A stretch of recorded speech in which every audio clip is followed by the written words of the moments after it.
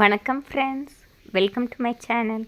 இன்று நாம் பார்க்க இருப்பது பிரம்ம முகூர்த்த நேரத்தின் மிக முக்கியமானவைதான்.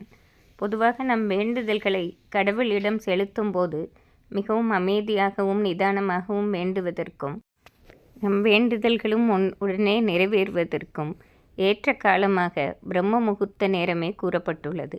காரணம், தேவர்கள் அந்த பொழுதில்தான் பூலோகம் வந்து ஆசிர்வதிப்பதாகவும் கூறப்படுகிறது. பிரம்ம முகூர்த்த நேரத்தில் தேவர்களும் மற்றும் தெய்வ அருள் நமக்கு பரிபூரணமாக கிடைக்கப்பெறுகிறது. நாம் எந்த வேண்டுதலையும் காலை பிரம்ம முகூர்த்த வேளையில் வேண்டினோம் என்றால் கண்டிப்பாக அந்த நாள் முழுவதுமே நல்ல பலன் தருவதோடு வரும் காலங்களிலும் நமக்கு செழிப்பான வாழ்க்கை முறை அமையும். பிரம்ம முகூர்த்த நேரம் அதிகாலை 3 மணியிலிருந்து 6 மணியாக கூறப்பட்டுள்ளது. 3 மணிக்கெல்லாம் நாம் அனைவரும் எழுந்து குளித்து பூஜை செய்வது என்பது சற்று சிரமமே. நாம் குறைந்தது ஒரு 4:30 மணியிலிருந்து 6 மணிக்குள்ளாவது எழுந்து குளித்து பூஜை செய்ய பழகி கொள்ள வேண்டும்.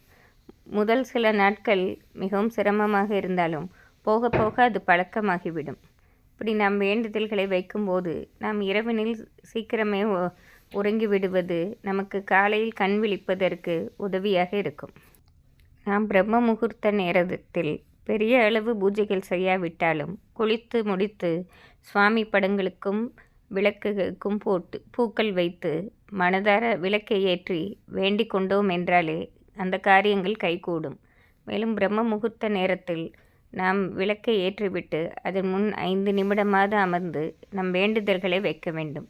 நம் இஷ்ட தெய்வமோ குல தெய்வமோ மனதார வேண்டிக் கொண்டு ஒரு 10 நிமிடமாவது வேண்டிக் கொண்டு நம் காரியங்களை தொடங்கினால் கண்டிப்பாக நமக்கு அந்த நாள் மட்டுமின்றி வரும் நாட்களிலும் ஏற்றமான சூழ்நிலை ஏற்படும். நம் முன்னவர்கள் காலத்தில் நம் தாத்தா பாட்டி அவர்களை பார்த்திருப்போம். 5 மணிக்குள் எழுந்து, அதிக குழந்தை பேர் இருப்பதால் அவர்கள் அவ்வளவு சீக்கிரம் எழுந்தால்தான் வீட்டில் வேலைகளும் முடியும். அதனால் குடும்பமும் சுபிட்சமாக இருந்தது.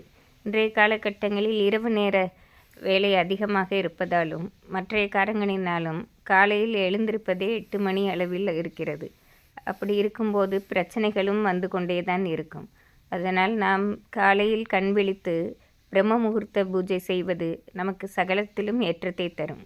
இதை பின்பற்றி நம் குடும்பத்தையும் வீட்டையும் சுபிட்சமாக வைத்து கொள்ளலாம். நன்றி, வணக்கம்.